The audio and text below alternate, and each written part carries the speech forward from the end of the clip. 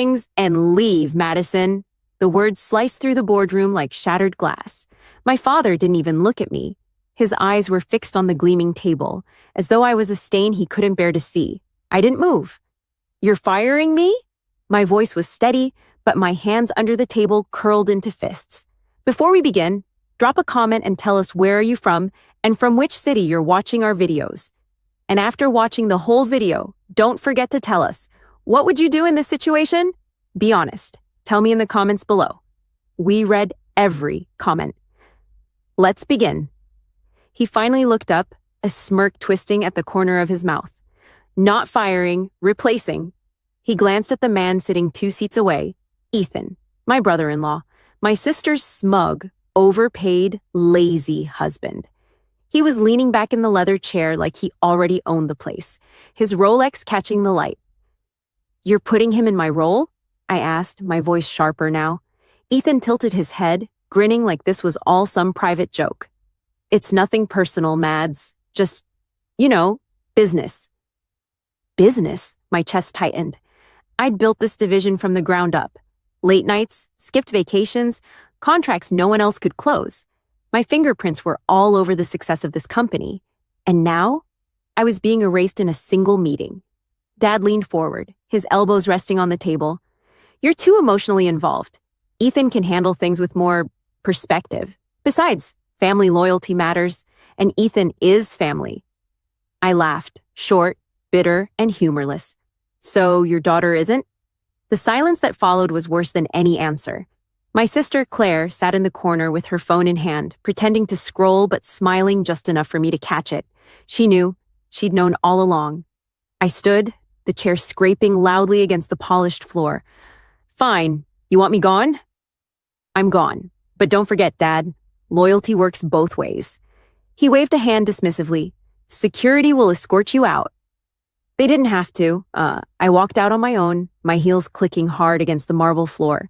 But inside, I wasn't just walking away from my father's company, I was walking straight into my next move. Because what my father didn't know was that 2 weeks ago, I'd already signed a deal.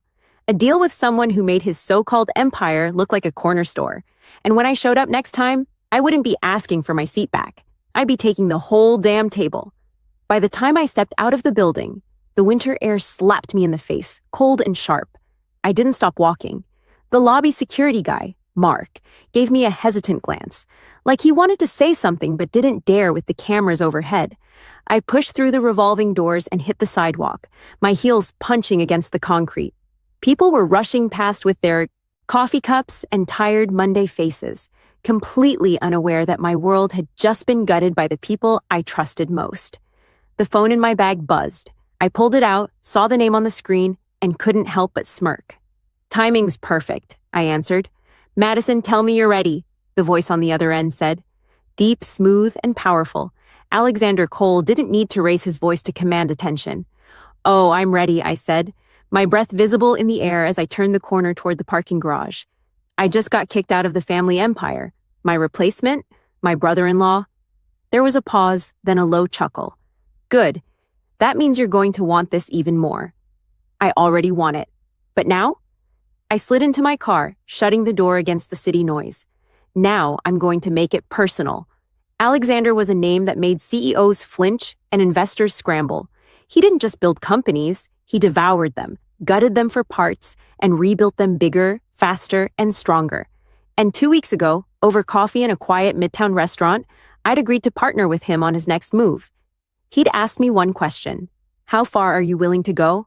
I'd answered without hesitation: "All the way." "Come to my office," Alexander said now.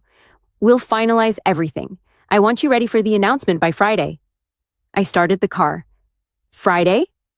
"Yes," he said, his voice dripping with amusement. "That's the day your father's company signs its new international contract. Or at least, that's what they think." I didn't ask how he knew that. Alexander always knew. The drive to his office was a blur. My mind kept replaying my father's smug expression. Ethan's lazy grin, Claire's little smirk.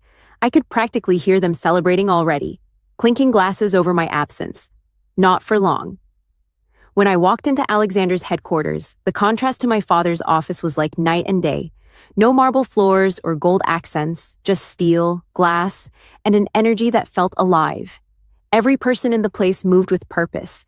His assistant led me into a corner office with floor-to-ceiling windows overlooking the city. Alexander was standing there, hands in his pockets, the skyline reflecting in the glass. "You look like someone who just lost everything," he said, turning to face me. "Good. That's the best time to start building something unstoppable." I stepped forward, my chin high. "I'm not just building something, Alexander. I'm going to burn theirs down while I do it." His smile was slow, approving. "Then, let's begin." And just like that, the first stone of my revenge was set. Alexander's office door clicked shut behind me, muffling the hum of the building. He didn't motion for me to sit, just walked toward his desk, picked up a black leather folder, and slid it across the table to me. Inside were documents, pages of figures, acquisition terms, and one name at the top that made my pulse kick: Dawson Industries, my father's company. I looked up sharply. "You're buying them out?" His smile was deliberate. "Number." "We're buying them out? Quietly, piece by piece. By the time your father realizes what's happening, the walls will already be closing in." I leaned forward, scanning the papers. This could take months." Alexander shook his head, his gaze locked on mine. "Not with the connections I have, and not with you feeding me what I need." I blinked. "You want me to give you internal intel? I want you to give me the blueprint of the entire company, how it runs, who the weak links are, where the cracks are already forming. You know those cracks better than anyone." My hands tightened around the folder. I did know. I'd spent years patching those cracks, covering for other people's mistakes so my father could keep his spotless reputation. "I'll need to be careful," I said slowly. "They won't suspect," Alexander cut in, his voice low but firm. "They think you're out, and that's what makes you dangerous. They'll dismiss you, ignore you. Meanwhile, you'll be setting the stage." I sat back, my mind racing. "Why are you doing this?" His smile vanished, replaced by something darker. "Your father cost me a deal 10 years ago, publicly humiliated me in front of an entire boardroom, told everyone I was reckless, that I'd never last in this business." I stared at him. "So this is personal for you too?" "It was business," he said, picking up a pen and signing one of the pages. "Now it's personal." I didn't respond immediately. Part of me still felt that flicker of hesitation. This was my father, my blood. But then I remembered the boardroom, Ethan in my chair, Claire's little smirk, my father's voice saying Ethan is family. Blood didn't mean loyalty. "What's step one?" I asked. Alexander's eyes lit with satisfaction. "We start by pulling his biggest client out from under him. I've already made contact. They're interested in hearing alternatives, especially from someone who knows Dawson Industries inside and out." I let out a slow breath, the weight of what I was about to do settling on my shoulders. But it wasn't fear, it was something sharper. "I'll get you everything you need," I said. "Good," Alexander replied, leaning back. "Because when this is over, Madison, you won't just have your seat back. You'll own the entire damn table." I closed the folder, the leather warm under my fingers. For the first time since that morning, I felt steady. I wasn't just walking into a fight, I was walking into a war. By Thursday morning, I was already moving. The folder Alexander gave me had become my new playbook. I'd spent the past 2 nights calling old contacts, people who owed me favors, people who knew better than to ask too many questions. Every one of them was another thread I could pull from the fabric of Dawson Industries. Step 1 was the Harper Tech account, my father's biggest client, responsible for nearly a quarter of the company's yearly revenue. I'd landed that account myself 3 years ago after 6 months of negotiations and countless sleepless nights. And now, I was about to take it away. I dialed a number I still knew by heart. "Madison?" A warm, surprised voice answered. "I heard you left Dawson Industries. What happened?" "Let's just say the company's priorities changed," I said, keeping my tone light. "But I wanted to give you a heads up. There are some shifts coming. Changes that might affect your contract." A pause. "Changes?" "Big ones," I said. "Ones that could cost Harper Tech millions if you stay tied to them. I'm working with a new firm now, one that can offer you the same services without the risk, and without the internal instability Dawson's dealing with." I didn't have to spell it out. He knew me well enough to read between the lines. Let's meet, he said finally. Tomorrow, discreetly. By the time I hung up, I felt that rush, the one that comes from knowing the first domino is about to fall. That afternoon, I drove past my father's office. I wasn't going in, I just wanted to see it. From across the street, the Dawson Industries logo gleamed in the winter sun. Inside, I imagined Ethan in my old chair, trying to understand spreadsheets he'd never touched before. I almost laughed, but the humor faded quickly when my phone buzzed again. Claire, heard you've been busy. Dad says you're making desperate little moves. I stared at the screen, my jaw tightening. Desperate. Number this was calculated. I typed back one line. Me. Tell Dad desperation looks a lot like opportunity when you're on the right side of it. 10 minutes later, my father called. Madison, he said without greeting, his voice clipped. I don't know what you think you're doing, but if you're trying to embarrass me, I cut him off. No, Dad, I'm not trying to embarrass you. I let my voice go cold. I'm trying to make sure the next time you see me, you understand what happens when you underestimate someone. A sharp inhale on the other end. This is still your family. Family, I said, my voice shaking. Not from fear, but from the heat of finally saying what I'd swallowed for years. You made it clear in that boardroom, Dad. Ethan is family. I'm just expendable. He started to say something, but I hung up. When I walked into Alexander's office the next morning, he was already smiling. Harper Tech? He asked. I slid a signed letter of intent across his desk. Ours. Alexander leaned back, satisfaction in his eyes. You've just cut their lifeline, Madison. The clock is ticking for Dawson Industries now. And for the first time in days, I felt the balance start to shift. The day of the Dawson Industries Victory Gala arrived, a black tie event my father had arranged to celebrate the company's new era under Ethan's leadership. It wasn't just a party, it was a power play, a public reminder to the city's biggest players that Dawson Industries was still untouchable. Only, it wasn't. Because what my father didn't know was that in the 48 hours since Harper Tech had quietly jumped ship, 2 more major accounts had followed. And without those contracts, the victory they were about to toast to was nothing but smoke and mirrors. Alexander and I hadn't been invited, of course, but that didn't matter. Our entrance wasn't going to be subtle. We arrived at the Ritz ballroom just as the first champagne flutes were being passed out. My heels clicked against the marble, and every head turned as we walked through the open doors.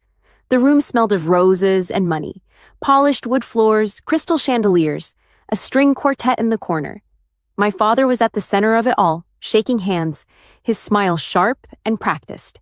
Claire stood beside him in a glittering gold dress. Ethan at her side, wearing a tuxedo like it was a costume he'd borrowed. My sudden appearance was like a drop of ink in water. Conversations slowed, eyes followed. Madison, my father said finally, his voice stiff. This is a private event. I know, I replied, stepping closer. That's why I came. I didn't want you to hear this from anyone else. He raised an eyebrow, glancing at Alexander. And who is? Alexander Cole, Alexander said smoothly, extending a hand he knew my father wouldn't take. Your daughter's new business partner. The tension in the air thickened instantly. Ethan's smirk faltered. Claire glanced at our clasped documents like she was trying to read them from 10 feet away. What business? My father demanded. The business? I said, my voice steady and loud enough for the nearest tables to hear, of taking everything you thought was secure and building it into something you can't touch. I could see it then, the moment realization hit him. The missing accounts, the sudden cancellations, the whispers among the board members in the corner. You? He said, his voice almost incredulous. Me, I answered. And him. I gestured to Alexander. We've acquired Harper Tech, Sorin Logistics, and Premier Global. 3 of your top 5 clients. They're ours now. Gasps rippled through the crowd. The music stopped. Ethan stepped forward, his face flushed. This is sabotage. No, Alexander cut in smoothly. This is competition. And if you think you can compete with us, by all means, try. My father's jaw tightened, but I didn't give him a chance to speak. You told me Ethan was family. You told me I was too emotional to lead. And you replaced me without a war. Second thought. So I stopped thinking about what I owed you and started thinking about what I owed myself. Claire's eyes narrowed. You're enjoying this, aren't you? I met her gaze without blinking. I'm enjoying the fact that I don't need your approval, your validation, or your company. I have my own now, and it's stronger than yours will ever be again. Alexander put a hand lightly on my back, guiding me toward the exit, but I paused at the doorway, turning just enough so my voice carried across the room. Oh, and Dad, I said, next time you decide who's family and who's not, remember this night. Remember how quickly the ground can shift under your feet. The silence that followed was deafening. The only sound was the faint pop of a champagne cork, somewhere in the distance, mocking in its celebration. When the doors closed behind us, Alexander glanced at me, the faintest trace of a grin tugging at his mouth. Well, he said, I think that went rather well. I exhaled slowly, feeling the adrenaline ebb. That was just the beginning. Because this wasn't just about taking my father's company down. It was about building something of my own, something untouchable. And as we stepped out into the crisp